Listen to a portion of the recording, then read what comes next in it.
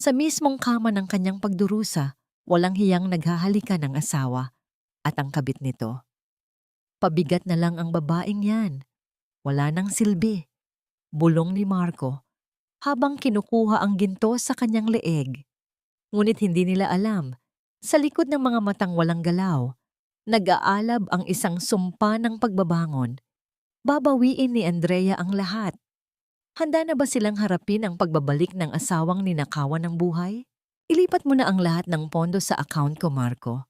Wala namang alam ang tangang iyan, kundi ang magpakapagod sa trabaho habang tayo ang nagpapasasa sa lahat ng kanyang pinaghirapan.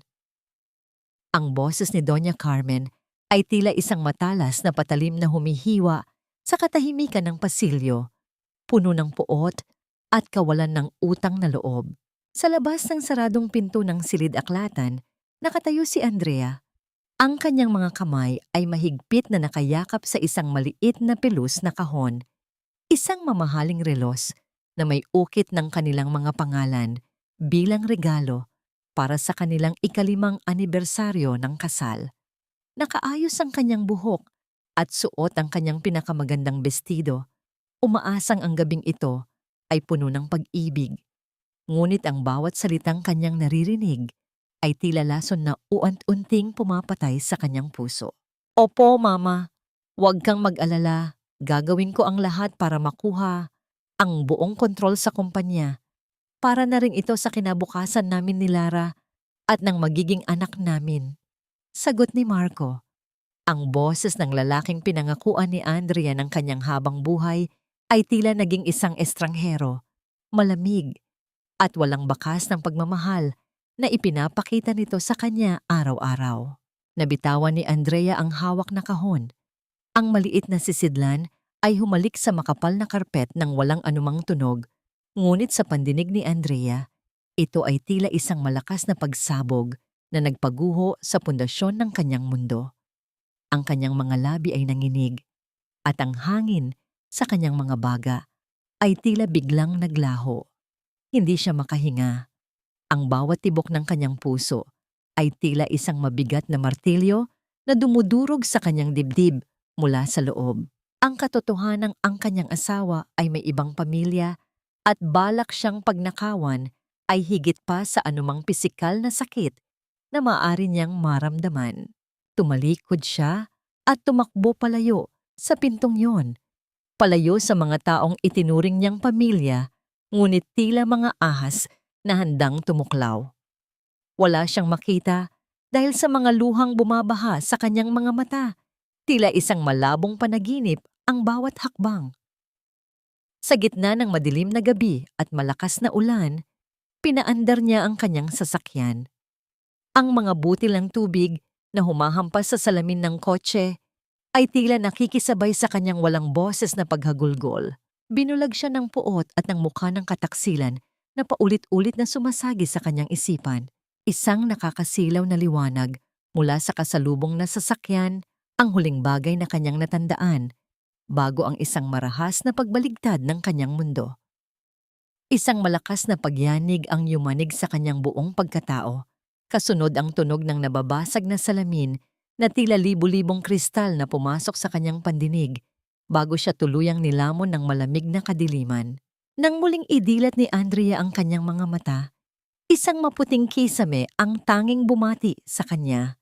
Ang amoy ng gamot at kalinisan ng ospital ay bumalot sa kanyang mga pandama. Gusto niyang sumigaw. Gusto niyang itanong kung nasaan siya. Ngunit ang kanyang bibig ay ayaw bumuka. Sinubukan niyang igalaw ang kanyang mga daliri. Ngunit tila ang kanyang buong katawan ay nakabaon sa isang mabigat at malamig na semento. Ramdam niya ang bawat bahagi ng kanyang balat. Naririnig niya ang bawat bulong sa paligid. Ngunit siya ay naging isang estatwa. Ma'am Andrea, naririnig niyo po ba ako? Ipikit niyo ang inyong mga mata kung naiintindihan niyo ako. Wika ng isang nurse. Ngunit kahit ang pagpikit ay tila isang bundok na kailangang buhatin. Ang kanyang isip ay gising na gising. Sumisigaw sa loob ng isang katawang tila pumanaw na. Pumasok si Marco sa silid. Ang kanyang mukha ay may bakas ng pilit na pag-aalala at mga luhang hindi naman tunay. Hinawakan nito ang kamay ni Andrea. Ang mismong kamay na ilang oras lang ang nakalipas ay tila nagnanais na sakalin ang kanyang buhay. Andrea, mahal ko, bakit ka ba nagmadali? Nandito lang ako, hindi kita iiwan. Bulong nito sa isang tinig na tila musika sa pandinig ng iba, ngunit lason sa kaluluwa ni Andrea. Sa likuran ni Marco, nakita ni Andrea ang anino ni Doña Carmen na nakatayo. Ang mga mata nito ay walang bakas ng awa kundi pagkalkula. Doon lamang naintindihan ni Andrea ang kanyang malupit na tadhana. Siya ay gising sa loob ng isang bilangguang gawa sa sarili niyang laman at buto. Nakikita niya ang kanilang bawat galaw, naririnig ang bawat kasinungalingan, ngunit wala siyang magawa kundi ang panoorin ang sarili niyang unti-unting pagkaubos. Sa gitna ng nakabibinging katahimikan ng kanyang pagkaparalisa, isang tanong ang tila naging isang paulit-ulit na dasal sa kanyang isipan. Paano ko lalabanan ang mga demonyong humahawak sa aking kamay kung maging ang sarili kong boses ay ipinagkait na sa akin? Ang silid na dating puno ng halimuyak ng mga sariwang rosas at mga pangarap ni Andrea ay naging isang malamig at mapanglaw na hawla. Ang tanging kasama niya sa nakabibinging katahimikan ay ang mekanikal na pintig ng makinang nagbabantay sa kanyang buhay, isang ritmo na tila nagpapaalala sa kanya na ang bawat segundong lumilipas ay isang parusang kailangang tiisin. Sa gitna ng puting liwanag ng kanyang silid, nakahiga si Andrea, gising ang isipan ngunit bilanggo ng sariling katawan. Bumukas ang pinto at pumasok si Doña Carmen. Ang kanyang mukha ay nababalutan ng isang mapagkunwaring lungkot habang ang kanyang mga kamay ay mahigpit na nakahawak sa isang itim na rosaryo. Lumapit siya sa gilid ng kama ni Andrea at nagsimulang bumulong ng mga dasal. Ang kanyang mga labi ay gumagalaw sa isang ritmong tila banal sa paningin ng nurse na nag-aayos ng suwero. Ngunit para kay Andrea, ang bawat salitang binibigkas ng kanyang biyenan ay tila mga tinik na bumaon sa kanyang pandinig. Nang lumabas ang nurse upang kumuha ng bagong supply, agad na hinubad ni Doña Carmen ang belo ng kanyang kabanalan. Ang maamong muka ay napalitan ng isang malupit na ekspresyon ng pangungutya. Walang pag-aalinlangang hinawakan niya ang kaliwang kamay ni Andrea. Marahas niyang hinila ang gintong singsing sa kasal na suot ng kanyang manugang, ang simbolong pinakaingatan ni Andrea bilang tanda ng kanyang katapatan. Sa loob ng kanyang isipan, sumigaw si Andrea ng ubod ng lakas. Isang pagsamo na punong-puno ng pait at galit ang umalingaw-ngaw sa kanyang kaluluwa. Ngunit ang kanyang mga labi ay nanatiling tikom at ang kanyang mga mata ay nanatiling nakapako. Sa kisame, ramdam niya ang bawat gasgas ng metal sa kanyang balat. Isang hapdi na tila umaabot hanggang sa kanyang puso. Inilapit ni Doña Carmen ang kanyang mukha sa tainga ni Andrea. Ang kanyang hininga ay tila isang malamig na hangin na nagdadala ng masamang balita. Huwag kang mag-alala, Hija. Ako na ang mag-aalaga ng lahat ng yaman mo. Tutal, pabigat ka na lang sa anak ko. Isang buhay na bangkay na wala ng silbi, kundi ang ubusin ng pondo ng pamilyang ito. Bulong ng matanda sa isang tinig na puno ng kamandag. Sinuri niya ang singsing sa ilalim ng ilaw. Tila isang magnanakaw na nagbibilang ng kanyang huling na dambong. Pumasok si Marco sa silid. Ang kanyang mga hakbang ay mabigat at walang bakas ng pag-aalala para sa asawang nasa bingit ng kamatayan. Hindi man lang niya tiningnan ang namumutlang mukha ni Andrea. Sa halip, ang kanyang paningin ay agad na natuon sa singsing na hawak ng kanyang ina. Ma, tara na. Nakahanda na ang hapunan. Hayaan mo na muna ang nurse na mag-asikaso sa kanya. Malamig na wika ni Marco. Walang pag-aalinlangang sumunod si Doña Carmen.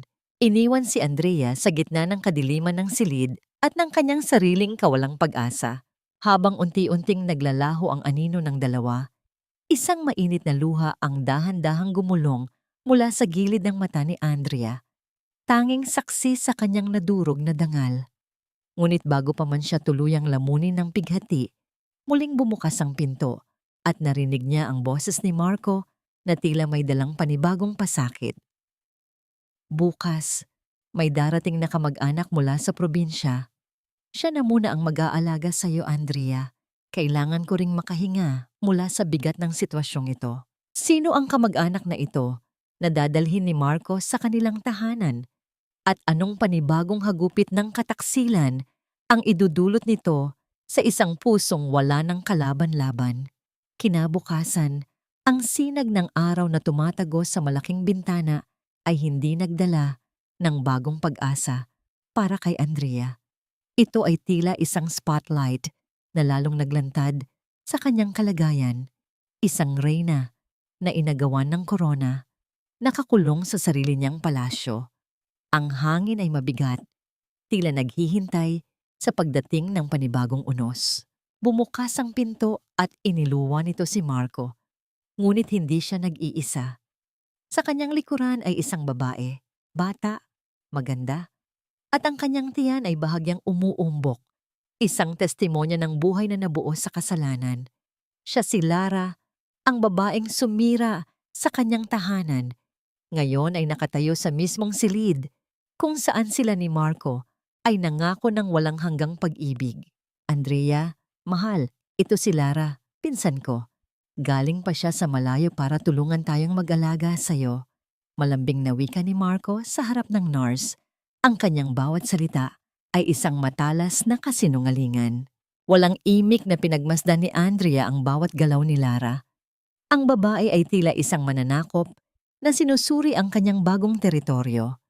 Ang kanyang mga mata ay puno ng paghamak habang hinahaplos ang mga mamahaling muebles, ang mga kurtinang seda at ang mga unang nayari sa pinakamagandang tela.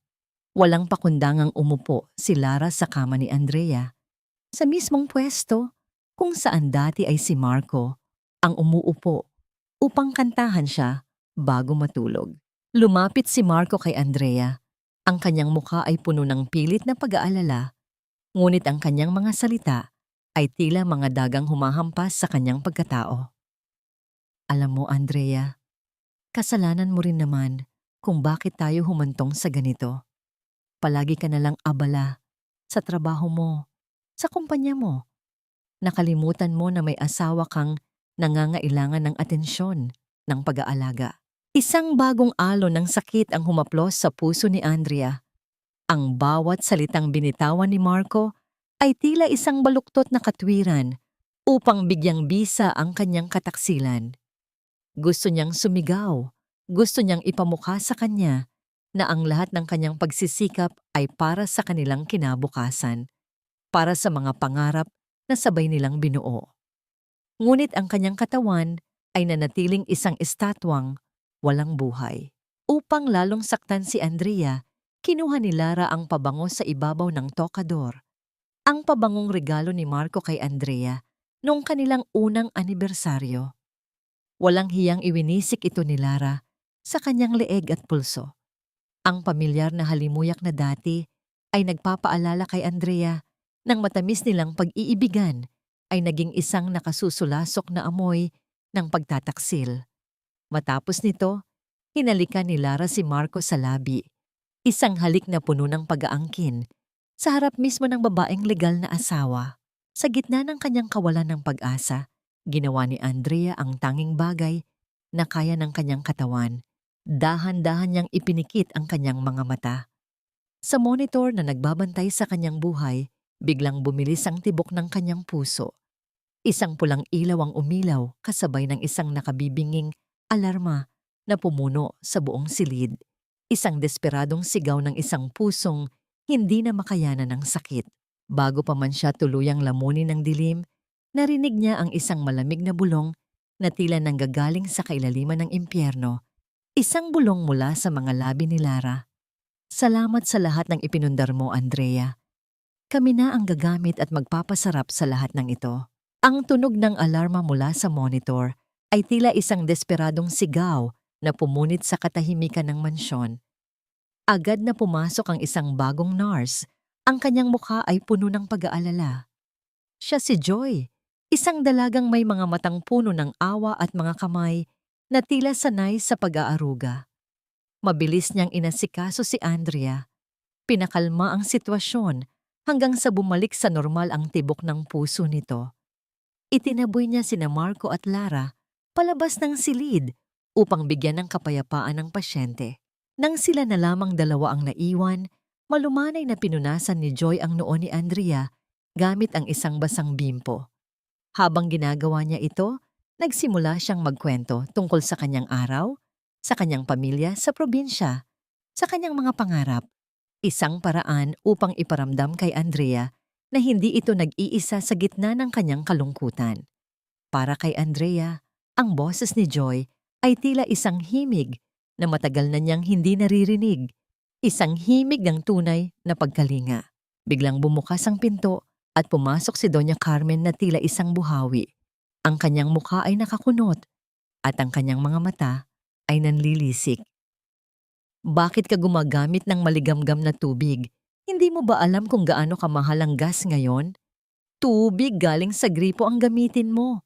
Huwag mong tratuhin ang manugang ko na parang isang reyna. Isa na lang siyang pabigat sa pamilyang ito. Sigaw ng matanda.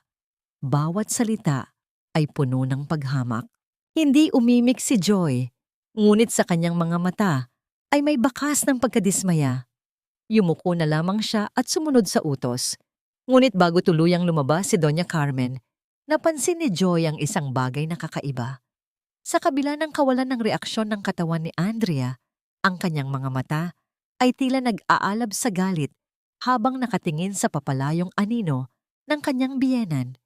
Isang kislap ng buhay sa gitna ng isang katawang tila patay na. Nang masiguro ni Joy na wala ng ibang tao sa paligid, maingat niyang isinara ang pinto.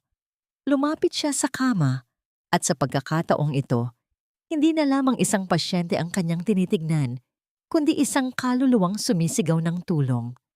Hinawakan niya ang malamig na kamay ni Andrea. Ang kanyang boses ay isang mahinang bulong na puno ng pag-asa.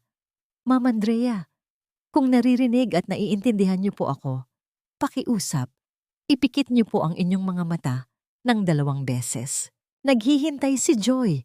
Ang kanyang puso ay kumakabog sa pag-asa. Para sa isang sandali, walang nangyari. Ngunit pagkatapos, dahan-dahan, tila isang mahimalang paggalaw, ipinikit ni Andrea ang kanyang mga mata. 1, 2, isang ilog ng luha ang sabay na umagos mula sa mga mata ng 2 babae. Ang isa ay luha ng pasasalamat dahil sa wakas, may isang taong nakakaalam ng kanyang lihim. Ang isa naman ay luha ng awa at determinasyon na tulungan ng isang taong biktima ng kalupitan. Sa katahimikan ng silid na yon, isang alyansa ang nabuo, isang pangako ng pag-asa na sinilyuhan hindi ng mga salita, kundi ng 2 magkasunod na pagpikit ng mga mata. Habang nagpupunas ng luha, may napansin si Joy sa ilalim ng paso ng halaman sa balkonahe. Isang sobre na tila sinadyang itago. Maingat niya itong kinuha at binuksan. Habang binabasa ang nakasulat, ang kanyang mukha ay napuno ng pagtataka at pag-aalala. Lumapit siyang muli kay Andrea. Ang sulat ay nanginginig sa kanyang mga kamay. Ma'am Andrea, may sulat po dito para sa inyo. May naghahanap po sa inyo. At sabi po niya, siya raw po ang inyong ama. Ang tunog ng alarma mula sa monitor ay tila isang desperadong sigaw na pumunit sa katahimikan ng mansyon. Agad na pumasok ang isang bagong nurse. Ang kanyang mukha ay puno ng pag-aalala. Siya si Joy, isang dalagang may mga matang puno ng awa at mga kamay na tila sanay sa pag-aaruga. Mabilis niyang inasikaso si Andrea. Pinakalma ang sitwasyon hanggang sa bumalik sa normal ang tibok ng puso nito. Itinaboy niya sina Marco at Lara palabas ng silid upang bigyan ng kapayapaan ng pasyente. Nang sila na lamang 2 ang naiwan, malumanay na pinunasan ni Joy ang noo ni Andrea gamit ang isang basang bimpo. Habang ginagawa niya ito, nagsimula siyang magkwento tungkol sa kanyang araw, sa kanyang pamilya sa probinsya, sa kanyang mga pangarap. Isang paraan upang iparamdam kay Andrea na hindi ito nag-iisa sa gitna ng kanyang kalungkutan. Para kay Andrea, ang boses ni Joy ay tila isang himig na matagal na niyang hindi naririnig, isang himig ng tunay na pagkalinga. Biglang bumukas ang pinto at pumasok si Doña Carmen na tila isang buhawi. Ang kanyang mukha ay nakakunot at ang kanyang mga mata ay nanlilisik. Bakit ka gumagamit ng maligamgam na tubig? Hindi mo ba alam kung gaano kamahal ang gas ngayon? Tubig galing sa gripo ang gamitin mo. Huwag mong tratuhin ang manugang ko na parang isang reyna. Isa na lang siyang pabigat sa pamilyang ito. Sigaw ng matanda. Bawat salita ay puno ng paghamak. Hindi umimik si Joy, ngunit sa kanyang mga mata ay may bakas ng pagkadismaya. Yumuko na lamang siya at sumunod sa utos. Ngunit bago tuluyang lumabas si Doña Carmen, napansin ni Joy ang isang bagay na kakaiba. Sa kabila ng kawalan ng reaksyon ng katawan ni Andrea, ang kanyang mga mata ay tila nag-aalab sa galit habang nakatingin sa papalayong anino ng kanyang biyenan. Isang kislap ng buhay sa gitna ng isang katawang tila patay na. Nang masiguro ni Joy na wala ng ibang tao sa paligid, maingat niyang isinara ang pinto. Lumapit siya sa kama at sa pagkakataong ito, hindi na lamang isang pasyente ang kanyang tinitignan, kundi isang kaluluwang sumisigaw ng tulong. Hinawakan niya ang malamig na kamay ni Andrea. Ang kanyang boses ay isang mahinang bulong na puno ng pag-asa. Ma'am Andrea, kung naririnig at naiintindihan niyo po ako, pakiusap, ipikit niyo po ang inyong mga mata ng 2 beses. Naghihintay si Joy. Ang kanyang puso ay kumakabog sa pag-asa. Para sa isang sandali, walang nangyari. Ngunit pagkatapos, dahan-dahan, tila isang mahimalang paggalaw, ipinikit ni Andrea ang kanyang mga mata. 1, 2, isang ilog ng luha ang sabay na umagos mula sa mga mata ng 2 babae. Ang isa ay luha ng pasasalamat dahil sa wakas, may isang taong nakakaalam ng kanyang lihim. Ang isa naman ay luha ng awa at determinasyon na tulungan ang isang taong biktima ng kalupitan. Sa katahimikan ng silid na yon, isang alyansa ang nabuo, isang pangako ng pag-asa na sinilyuhan hindi ng mga salita, kundi ng 2 magkasunod na pagpikit ng mga mata. Habang nagpupunas ng luha, may napansin si Joy sa ilalim ng paso ng halaman sa balkonahe. Isang sobre na tila sinadyang itago. Maingat niya itong kinuha at binuksan. Habang binabasa ang nakasulat, ang kanyang mukha ay napuno ng pagtataka at pag-aalala. Lumapit siyang muli kay Andrea. Ang sulat ay nanginginig sa kanyang mga kamay. Ma'am Andrea, may sulat po dito para sa inyo. May naghahanap po sa inyo. At sabi po niya, siya raw po ang inyong ama. Tila tumigil ang pag-ikot ng mundo para kay Joy. Ang kanyang puso ay kumakabog ng napakabilis, tila isang ibong nagpupumiglas sa loob ng hawla, habang ang malamig na tingin ni Marco ay nakabaon sa kanya. Ang maliit na pakete ng gamot sa loob ng kanyang bulsa ay tila nagbabaga, isang lihim na maaring maging mitya ng kanyang kapahapakan. Lumabas lang po ako sandali para lumanghap ng sariwang hangin, Sir Marco. Sagot ni Joy.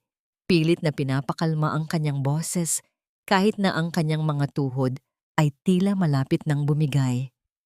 Masyado po kasing mapanglaw dito sa loob at natakot po ako nang bahagyang tumaas ang presyon ni Ma'am kanina. Pinagmasdan ni Marco ang nurse ng ilang sandali.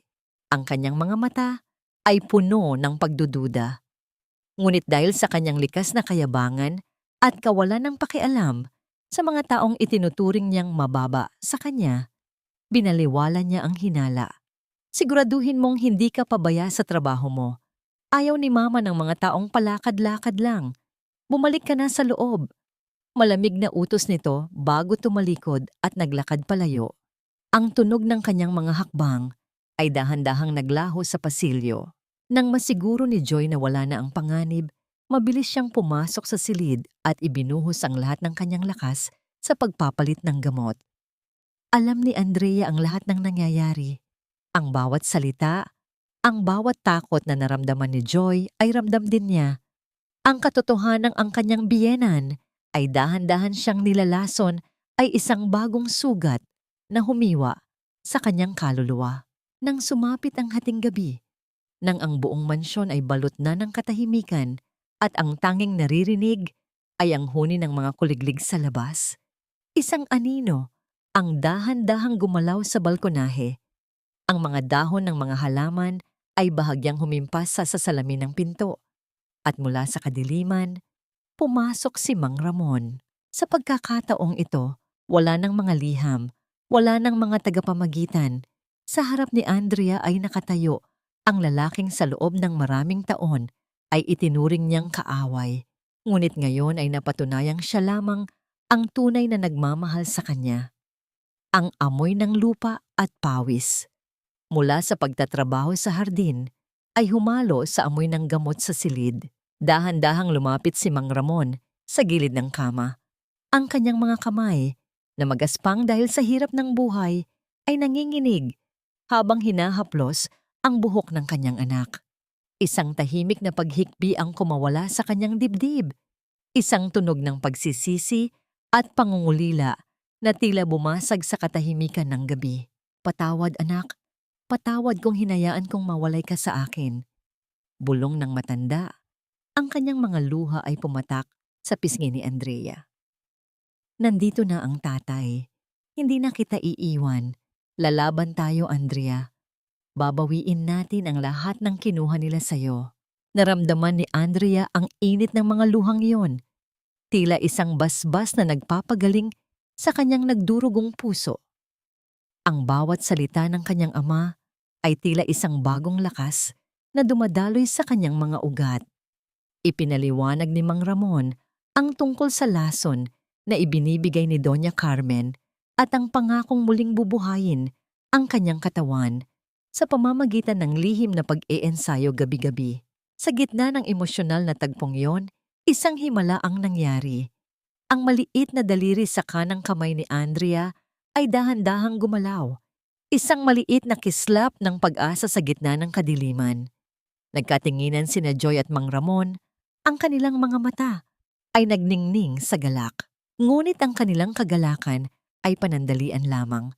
Kinaumagahan, bago pa man makapag-ayos si Joy, marahas na bumukas ang pinto. Pumasok si Doña Carmen. Suot ang kanyang pinakamagarang bestido at may dalang isang opisyal na dokumento. Sa likuran niya ay isang abogado at si Marco na may dalang pluma at pulang tinta para sa tatak ng daliri. Ngayong araw, Andrea, pipirmahan mo na ang paglilipat ng lahat ng ari-arian mo sa pangalan ni Marco. Wika ni Doña Carmen na may malupit ng ngiti. Huwag kang mag-alala. Hindi mo na kailangang humawak ng panulat. Kami na ang gagawa nito para sa'yo. Paano makakaiwas si Andrea sa bitag na ito ngayong ang kanyang mga kaaway ay handa nang kunin ang huling bagay na natitira sa kanya, habang ang kanyang katawan ay hindi pa rin kayang sumigaw ng pagtanggi. Ang pulang tinta na nasa mesa ay tila isang sariwang dugo na handang duminang tuluyan sa dangal ni Andrea. Nakatitig siya sa kay ng tinta. Ang kanyang puso ay tila isang tambol na nagngangalit sa loob ng kanyang dibdib. Alam niyang kapag nadampi ang kanyang daliri sa dokumentong yon, wala na siyang babalikan. Mawawala ang lahat ng kanyang pinaghirapan sa loob ng maraming taon, ang lahat ng pawis at pangarap na kanyang ibinuhos para sa kumpanyang kanyang binuo mula sa wala. Dali na, Joy! Itaas mo ang kanyang kamay at itatak mo ang kanyang hinlalaki rito. Pagmamadali ni Doña Carmen, ang kanyang boses ay puno ng kasabikan at sakim. Nakita ni Joy ang panginginig ng mga mata ni Andrea. Alam niya ang panganib at alam niyang kailangan niyang gumawa ng paraan upang mapigilan ang kataksilang ito. Sa isang mabilis na pagkilos, habang inaabot ang baso ng tubig sa gilid ng higaan, sinadya niyang itabig ito. Ang tubig ay mabilis na kumalat sa ibabaw ng mesa, binabasa ang mahalagang dokumento at dinudumihan ang pulang tinta na naging sanhi ng pagkalat nito sa puting papel. Ang katahimikan sa loob ng silid ay tila isang bombang handang sumabog. Ang mukha ni Doña Carmen ay biglang nagbago. Ang kanyang mga mata ay nanlilisik sa galit. Isang malakas na tunog ng palad na tumama sa pisngi ni Joy ang umalingaw-ngaw sa buong silid, sapat na upang mapalingon maging ang mga ibon sa labas ng bintana. Hampas lupa! Binabayaran kita para sumunod sa bawat utos ko, hindi para maging tanga at pabaya. Sigaw ni Doña Carmen, ang kanyang boses ay nanginginig sa matinding pait. Wala kang silbi. Alam mo ba kung gaano kahalaga ang papel na ito? Napahawak si Joy sa kanyang pisngi na mabilis na namula at uminit. Hindi siya umimik, nanatiling nakayuko upang itago ang mga luhang nagbabadyang pumatak. Sa ilalim ng makapal na kumot, ang kanang kamay ni Andrea ay naramdaman ang bawat sakit na nararanasan ng kanyang tanging kakampi. Ang kanyang mga daliri ay mahigpit na bumaon sa kutsyon.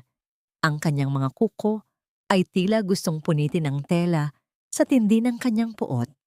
Sa unang pagkakataon, ang kanyang galit ay nagbigay sa kanya ng pisikal na lakas na higit pa sa kanyang inaasahan. Hayaan mo na, ma. Malamig na wika ni Marco habang tinitignan ang basang papel. Magpapaprint na lang tayo ng bago. Hindi makakatakas ang lupang yun sa atin.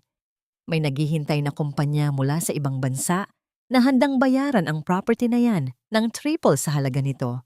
Kailangan lang natin ang pirma ng asawa ko para matapos na ang lahat. Ang marinig ang salitang asawa mula sa bibig ni Marco ay tila isang insulto para kay Andrea. Ngayong alam na niya ang tunay na motibo ng mga ito, ang ibenta ang kanyang pinakaingatang lupain upang magpakasasa sa pera, lalong nag-alab ang kanyang determinasyon. Nang sumapit ang gabi, matapos ang nakakapagod na tensyon, muling naging payapa ang silid. Sa tulong ni Joy, na kahit may masakit na pisngi ay nanatiling tapat sa kanyang tungkulin, kinuha nila ang isang lumang iPad na matagal nang hindi ginagamit. Gamit ang kanyang nanginginig at hirap na daliri, dahan-dahang itinitik ni Andrea ang isang mensahe. Ang bawat letra ay isang labanan. Ang bawat salita ay isang tagumpay. Ang mensaheng iyon ay hindi para kay Marco, kundi para sa isang pangalang matagal nang nakabaon sa kanyang alaala. Si Attorney Reyes, ang matalik na kaibigan ng kanyang ama. Sa dilim ng gabi, ang tanging liwanag sa loob ng silid ay ang munting screen ng iPad. Isang hudyat na ang reyna ay nagsisimula ng bumuo ng kanyang sariling hukbo sa gitna ng kanyang pagkagapi. Ngunit sa gitna ng kanilang lihim na pagkilos, isang tunog ng mensaheng pumasok sa telepono ni Marco ang narinig mula sa kabilang silid. Isang mensaheng tila magbubukas ng isang panibagong pinto ng panganib para sa kanilang plano. Sa ibaba ng mansyon, ang halakhak ni na Marco at Lara ay tila mga huni ng mapanirang ibon na pumapailan lang sa hangin. Ang tunog ng mga basong nagtatama sa bawat tagay ay simbolo ng kanilang mabulok na pagdiriwang, isang piging na itinayo sa ibabaw ng gumuhong buhay ni Andrea. Ang masayang musika na nagmumula sa mamahaling sound system ay tumatagos sa mga dingding, tila nanunukso sa katahimikang naghahari sa itaas na palapag. Ngunit sa loob ng madilim na silid ni Andrea, isang kakaibang uri ng labanan ang nagaganap.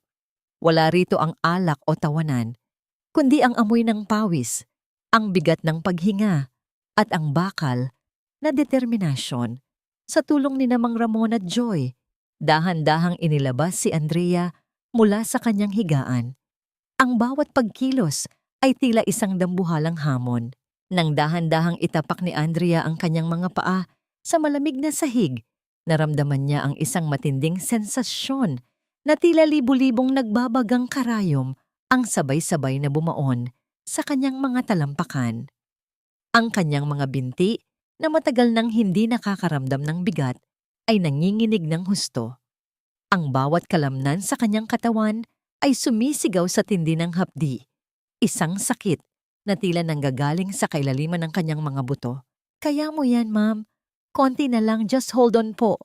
Bulong ni Joy Ang kanyang mga kamay ay matatag na nakasuporta sa baywang ni Andrea. Isang makapal na tuwalya ang mahigpit na kinagat ni Andrea. Ayaw niyang makawala ang anumang tunog. Ayaw niyang malaman ng mga demonyo sa ibaba na ang kanilang biktima ay unti nang bumabangon. Ang kanyang mukha ay namumula, ang mga ugat sa kanyang leeg ay tila puputok na sa tindi ng puwersa, at ang malamig na pawis ay dahan-dahang dumadaloy mula sa kanyang noo patungo sa kanyang mga mata. Sa gitna ng panginginig, dahan-dahang binitawan ni Mang Ramon at Joy ang kanilang pagkakahawak. Sa loob ng 1 segundo, tila babagsak si Andrea. Ngunit sa ikalawang segundo, nahanap niya ang kanyang balanse. 3, 4, 5. 5 segundo ng pananayo ng mag-isa. Isang tagumpay na mas matamis pa sa anumang kayamanang ninakaw sa kanya. Dahan-dahan siyang inalalayan pabalik sa kama ng kanyang ama. Sa gitna ng kadiliman, kinuha ni Mang Ramon ang dulo ng kanyang lumang polo na kupas na ang kulay at dahan-dahang pinunasan ng pawis sa mukha ng kanyang anak. Ang kanyang mga mata ay nagniningning sa gitna ng dilim, puno ng paghanga at isang pagmamahal na tila muling bumubuo sa nawasak na pagkatao ni Andrea. Samantala, sa ibaba, biglang napahawak si Lara sa kanyang tiyan. Ang kanyang mukha ay namutla at bahagyang napangiwi sa isang hindi maipaliwanag na kirot na gumapang sa kanyang puson.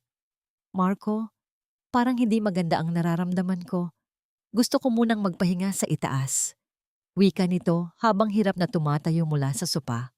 Sa loob ng silid ni Andrea, ang katahimikan ay biglang naputol nang marinig nila ang tunog ng mga gots sa semento na dahan-dahang umaakyat sa hagdanan. Ang bawat hakbang ay tila isang babala ng paparating na panganib. Walang oras para maibalik si Andrea sa tamang posisyon. Wala ring oras para makapagtago si Mang Ramon.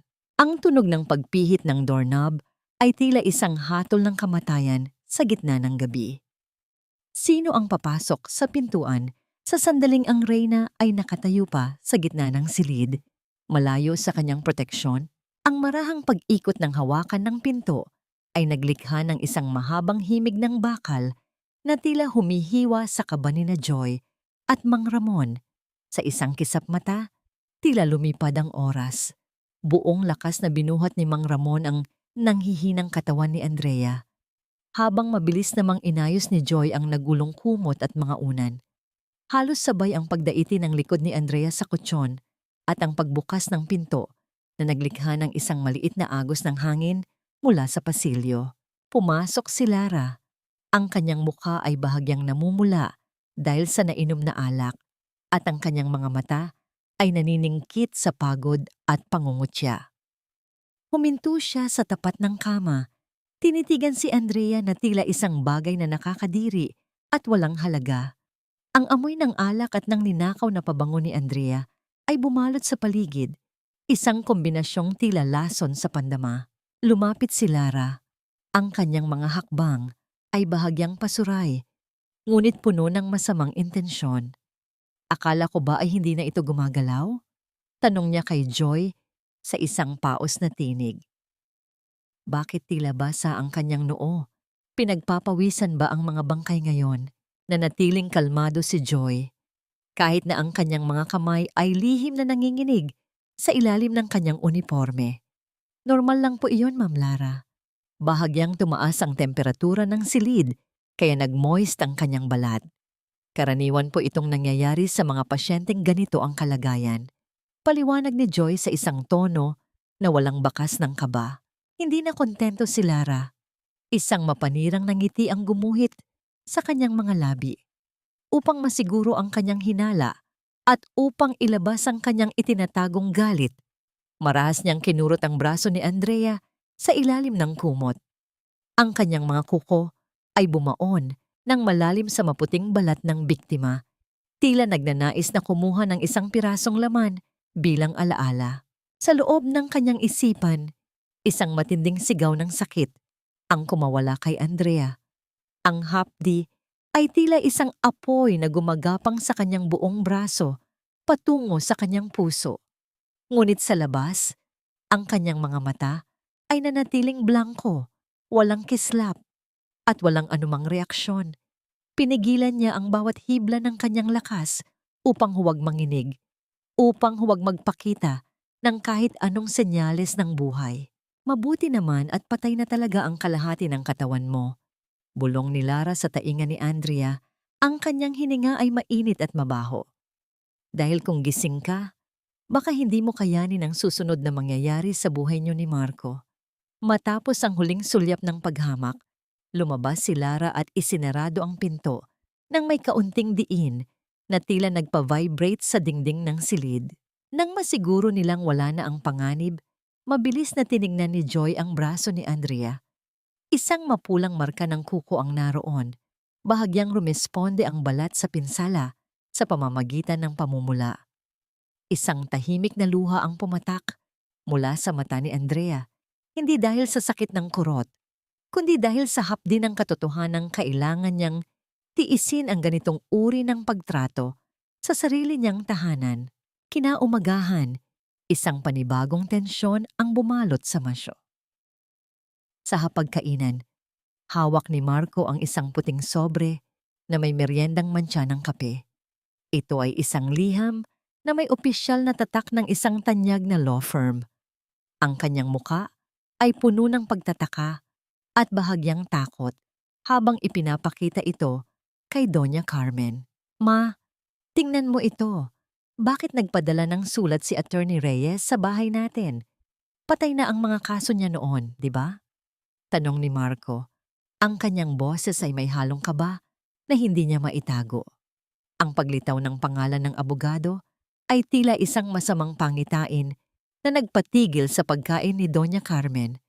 Anong lihim ang nakasulat sa loob ng sobreng iyon na maaaring bumuwag sa kanilang mga plano? Ang maputing sobre na may opisyal na tatak ng law firm ay tila isang mitya ng apoy na unti-unting tumutupok sa kampanteng mundo ni Marco at Doña Carmen. Sa loob ng silid-kainan, ang tunog ng pagbukas ng papel ay naglikha ng isang mahabang pagkaluskos na tila babala ng isang paparating na unos. Binasa ni Marco ang nilalaman ng liham at sa bawat linyang kanyang nadadaanan, ang kanyang mukha ay unti-unting nawawalan ng kulay. Tila isang telang unti-unting kumukupas sa ilalim ng matinding sikat ng araw. Ano ang nakasulat, Marco? Bakit tila nakakita ka ng multo? Tanong ni Doña Carmen habang ibinababa ang kanyang tasa ng tsaa na naglikha ng isang marahang tunog ng porselana sa ibabaw ng mesa. Ma, kailangan nating kumilos ng mabilis. Sabi rito sa sulat ni Attorney Reyes, may problema ang titulo ng lupang ibebenta natin.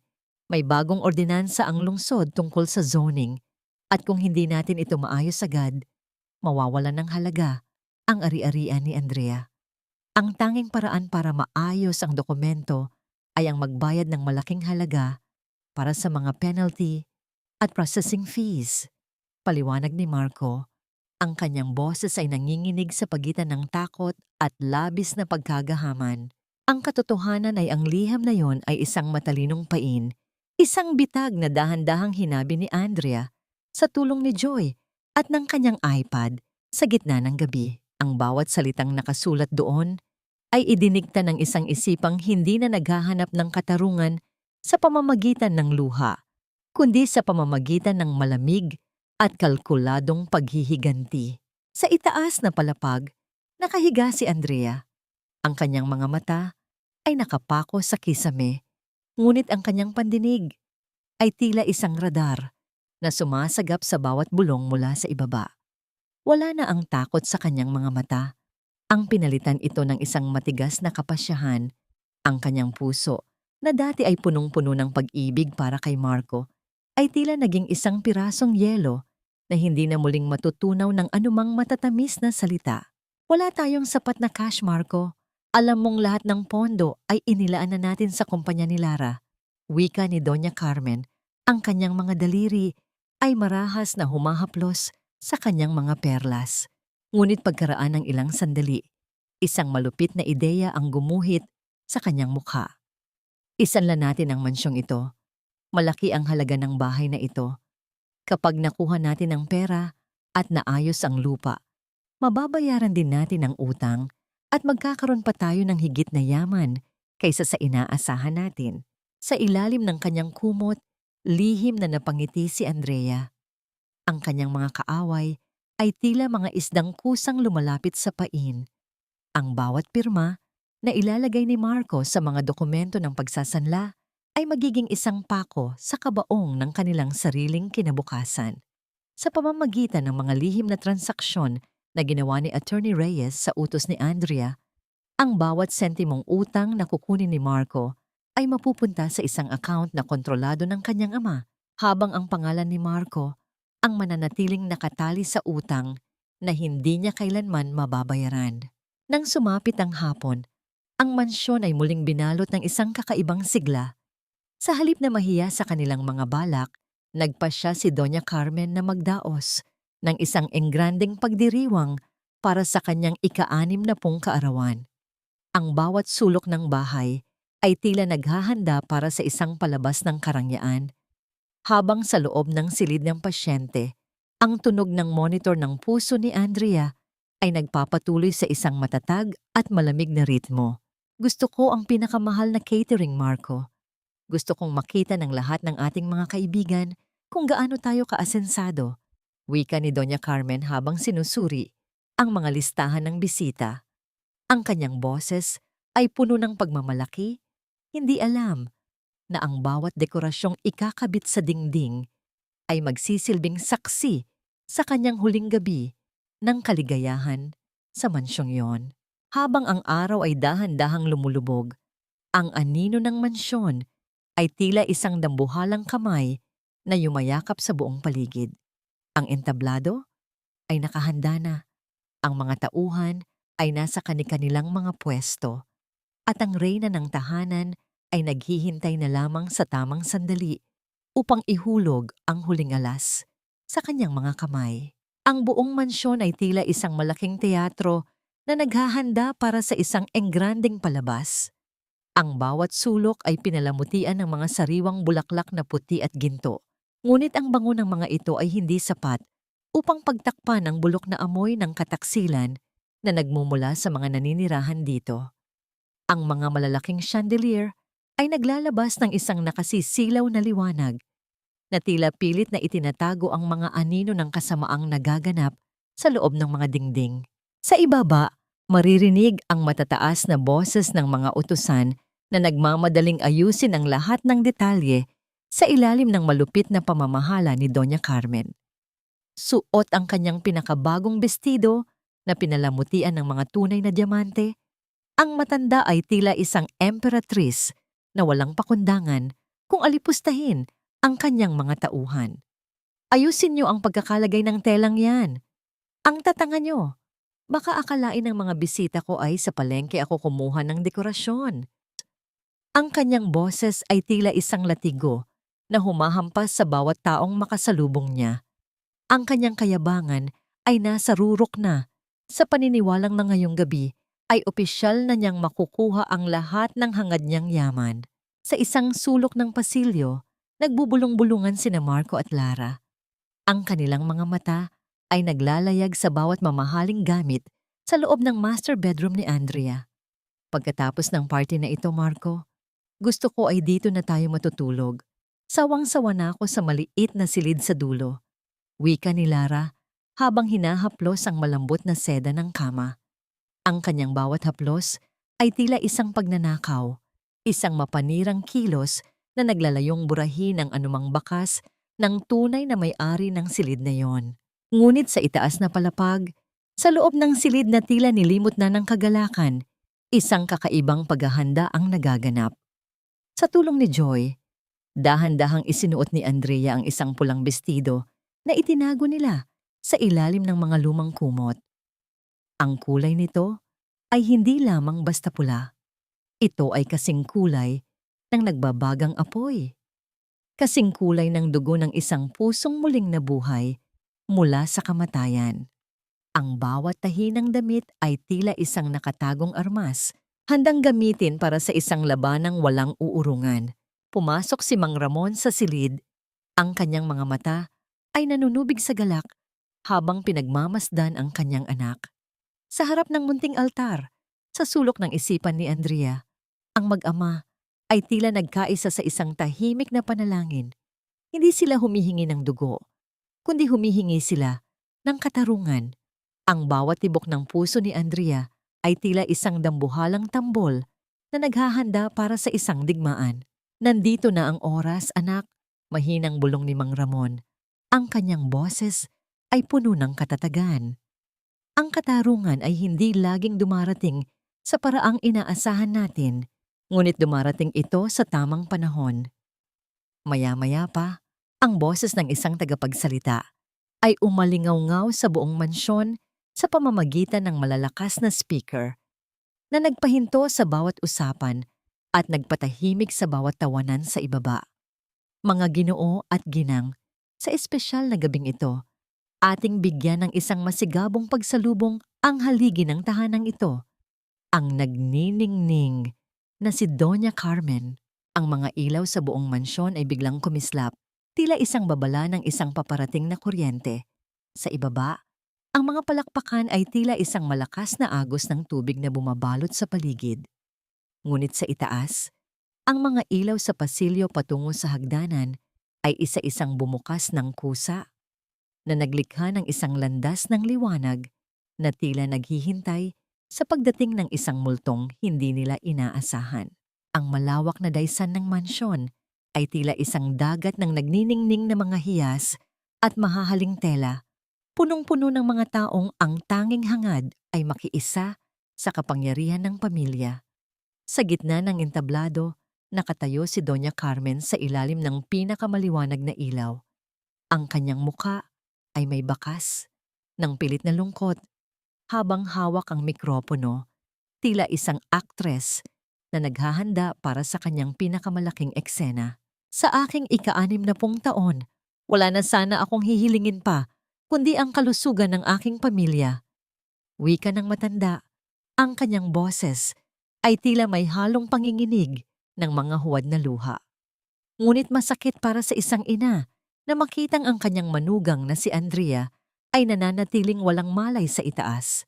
Dahil dito, bilang kanyang pangalawang ina, kailangan kong tanggapin ang mabigat na responsibilidad na pangasiwaan ang kanyang mga ari-arian upang hindi ito masayang.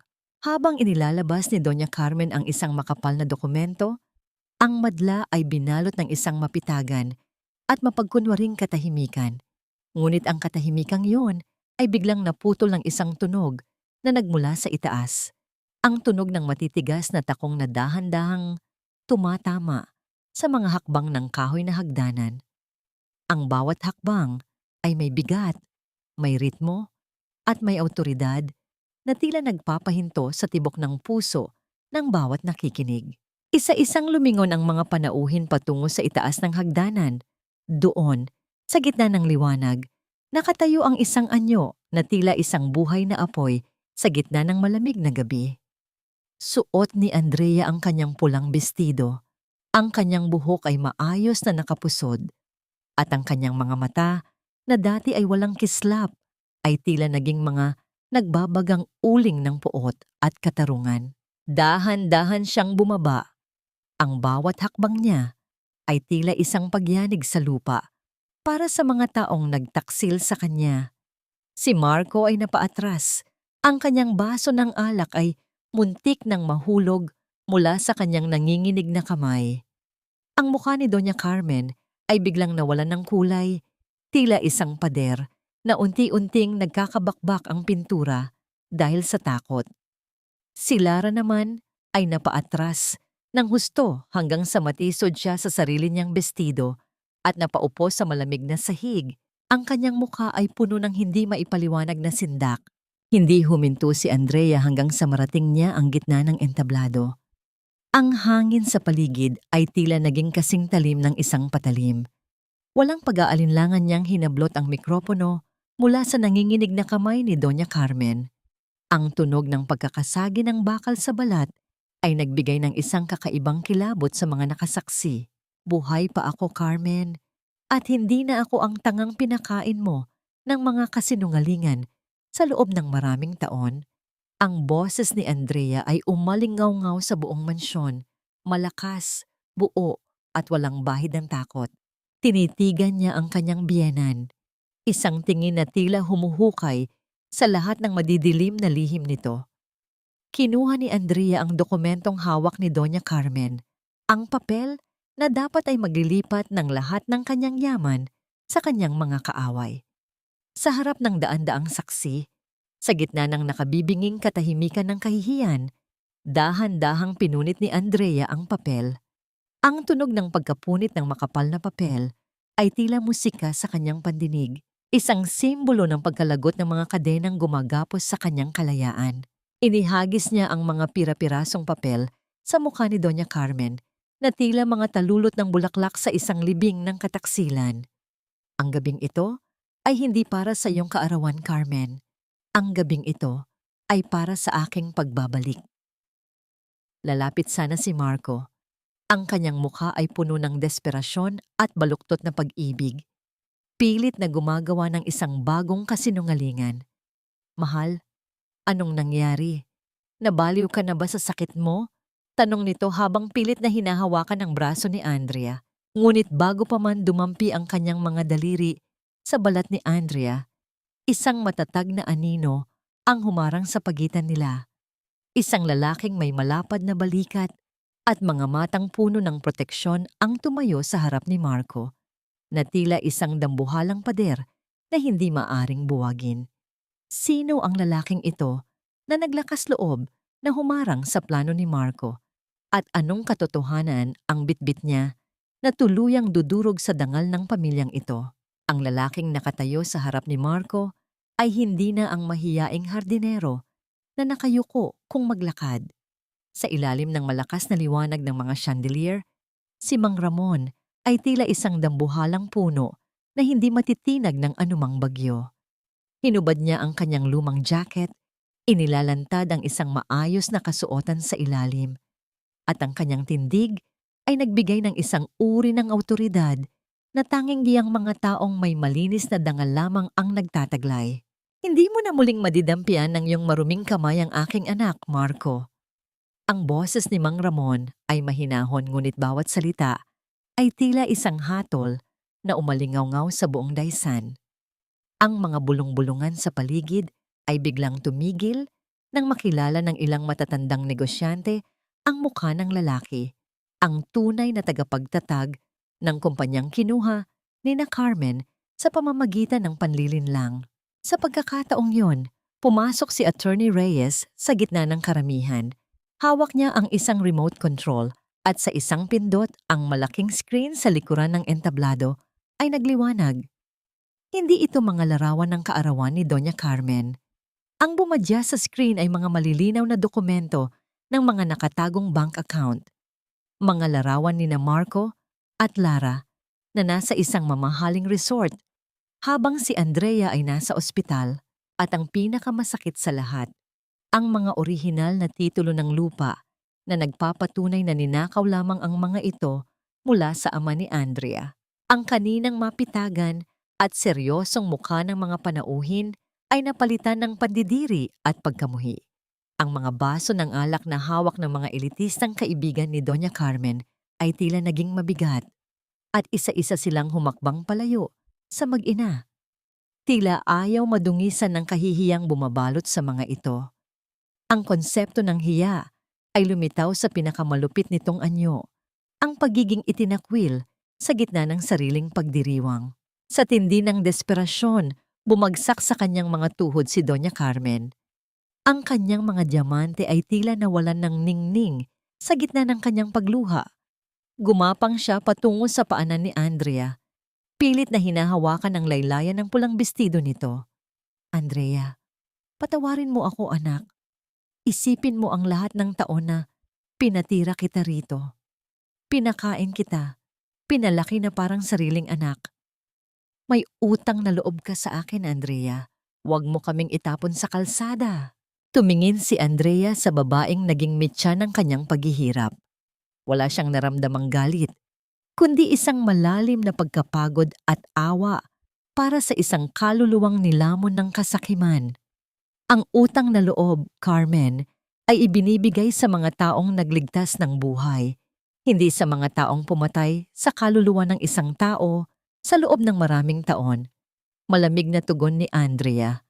Ang bawat sentimong kinain ko sa bahay na ito ay galing sa pawis ng aking ama na ninakawan niyo. Kasunod nito, isang kinatawan mula sa bangko ang lumapit. Ipinakita nito ang dokumento ng pagsasanla na pinirmahan ni Marco kamakailan. Dahil sa mga irregularidad sa inyong pondo at sa kawalan ng kakayahang magbayad, ang mansyong ito ay opisyal nang kinukuha ng bangko simula sa gabing ito. Mayroon na lamang kayong ilang oras upang lisanin ang lugar. Si Lara, na kanina pa nakamasid sa gilid, ay napatayo ng tuwid. Ang kanyang mga mata na dati ay puno ng pag-ibig para kay Marco ay naging malamig at puno ng puot. Nilapitan niya si Marco at sa isang mabilis na pagkilos, ang kanyang palad ay lumapat ng malakas sa pisngi ng lalaki na nag-iwan ng isang mapulang marka ng pagtataksil. Wala kang kwenta, Marco. Akala ko ay mabibigyan mo ako ng marangyang buhay, pero isa ka lang palang talunan. Walang pag-aalinlangang tinalikuran ni Lara ang lalaki at naglakad palayo. Dala ang kanyang mga pangarap na gumuho rin sa gitna ng gabi.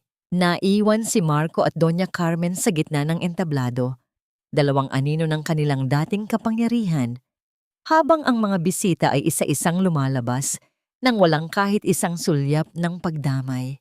Ang lahat ng kanilang itinayo sa ibabaw ng kasinungalingan ay naglaho na tila usok sa gitna ng malakas na hangin. Naramdaman ni Andrea ang mainit na kamay ng kanyang ama sa kanyang balikat. Sa gitna ng katahimikan ng gumuhong mansyon, nahanap niya ang isang uri ng kapayapaan na hindi kayang bayaran ng anumang halaga. Ngunit sa likod ng tagumpay na ito, sapat na ba ang katarungan upang hilumin ang mga sugat na naiwan sa kanyang puso? Ang umaga pagkatapos ng unos ay nagdala ng isang kakaibang uri ng katahimikan sa loob ng mansyon. Wala na ang malalakas na tawanan, wala na ang tunog ng mga basong nagtatama, at wala na ang mabigat na presensya ng kataksilan na dating bumabalot sa bawat sulok ng bahay. Ang sikat ng araw na tumatagos sa malalaking bintana ay tila isang malinis na tubig na naghuhugas sa mga madidilim na alaala ng nakaraan. Sa loob ng kanyang dating silid, dahan-dahang inimpake ni Andrea ang kanyang mga gamit. Hindi siya nagdala ng marami. Tanging ang mga mahahalagang dokumento at ilang piraso ng damit na binili ni Joy para sa kanya ang kanyang isinama. Ang mga alahas, ang mga mamahaling bag, at ang lahat ng gamit na ibinigay sa kanya ni Marco ay iniwan niyang nakakalat sa ibabaw ng kama. Ang mga ito ay tila mga gintong kadena na wala na ngayong halaga sa kanyang bagong buhay. Dahan-dahan siyang lumakad patungo sa pinto. Ang bawat hakbang niya ay matatag at puno ng katiyakan. Huminto siya sa tapat ng tokador at tinitigan ang kanyang sarili sa salamin. Wala na ang maputla at walang buhay na babaeng nakahiga sa kama. Ang nakikita niya ngayon ay isang reynang dumaan sa apoy at lumabas na mas matatag at mas nagniningning. Iniwan niya ang kanyang singsing sa kasal sa ibabaw ng mesa, isang huling paalam sa isang relasyong itinayo sa buhangin. Sa pagbaba niya sa hagdanan, sinalubong siya ni Mang Ramon at Joy. Ang mga mata ng kanyang ama ay nagniningning sa paghanga, habang si Joy naman ay may matamis na ngiti na tila nagsasabing tapos na ang laban. "Handa ka na ba, anak?" tanong ni Mang Ramon. Ang kanyang boses ay puno ng init at pagmamahal. Tumango si Andrea at sabay-sabay silang lumabas ng mansyon.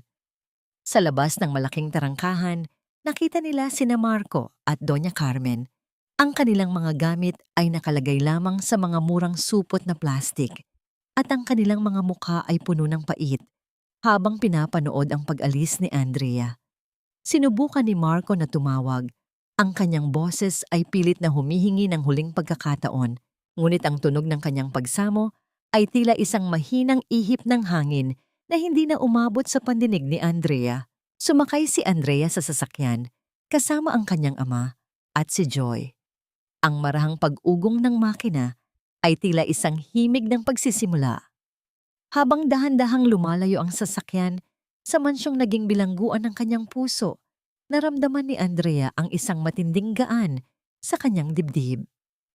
Ang bawat punong nadadaanan nila, ang bawat taong naglalakad sa kalsada, at ang asul na langit sa itaas ay tila bumabati sa kanyang muling pagsilang.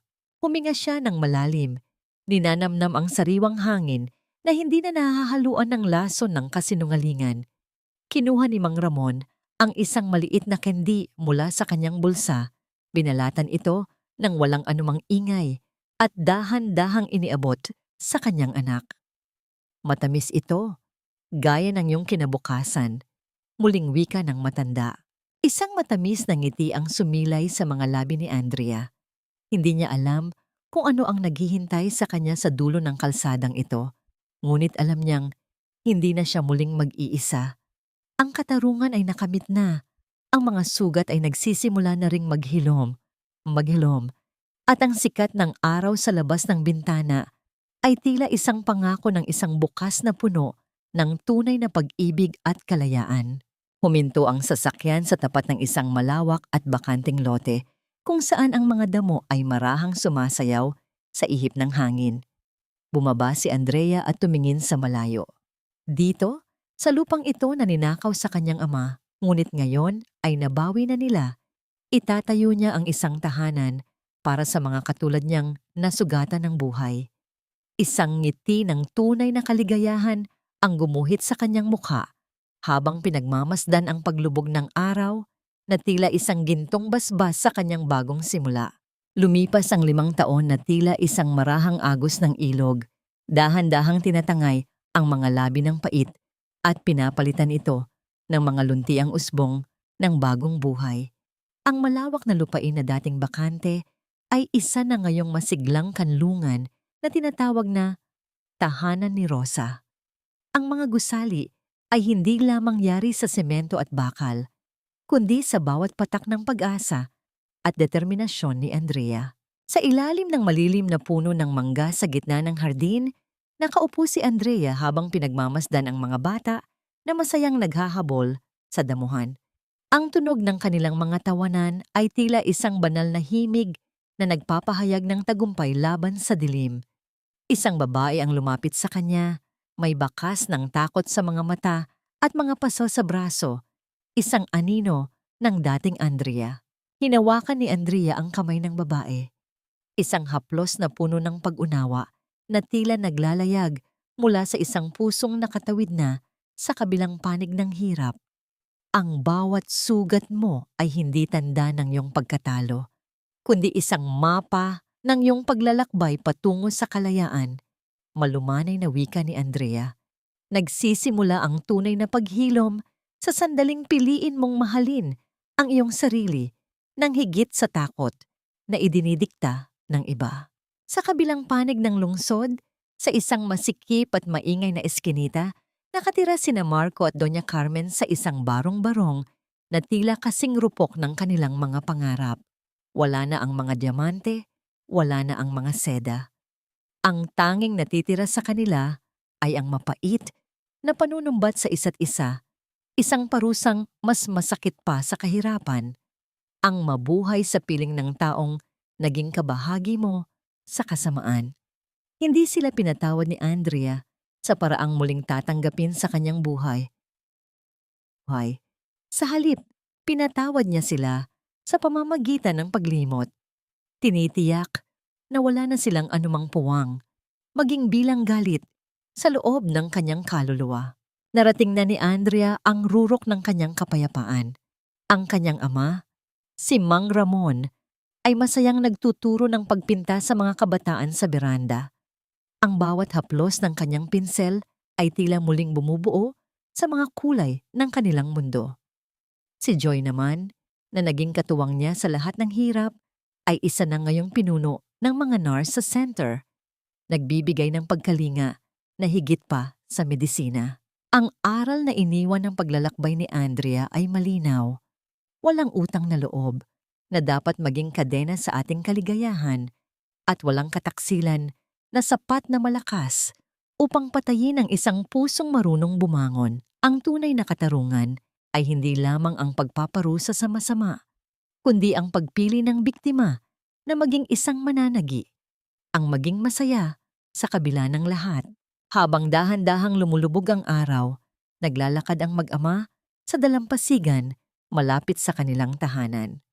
Ang gintong liwanag ng langit ay yumayakap sa kanila, tila isang basbas ng langit sa isang pusong nahanap na ang kanyang tahanan.